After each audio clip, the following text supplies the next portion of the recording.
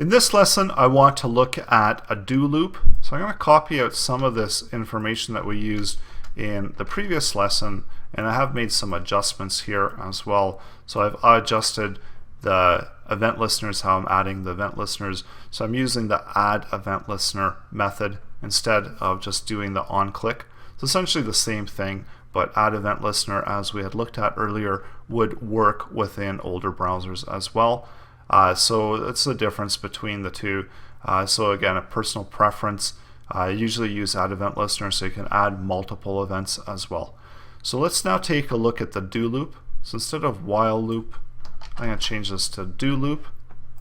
And we still need to parse through and get the value for A. And then the difference here is when we actually do our do looping. So it starts out with do.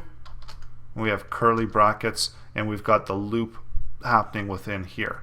So we can actually essentially copy out some of that code we used in the previous lesson as well. And essentially we can just copy all of that out. Now you're probably looking at this and saying, okay, well, it does look like there's something missing because we don't have a condition that needs to be met. And that's where while comes into place. So we can simply do the while afterwards, and let's do the same thing. So while A is less than 10, then it's going to continue with this loop.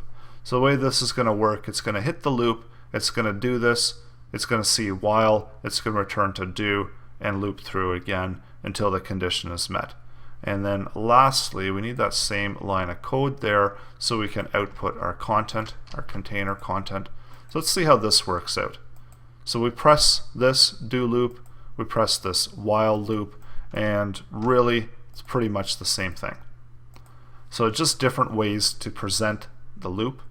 And in the next lesson, I'm going to show you probably one of the more common ways to do loops, and that's just simply the for loop. So we have looked at that before, and we're going to look at that in more detail in the next lesson.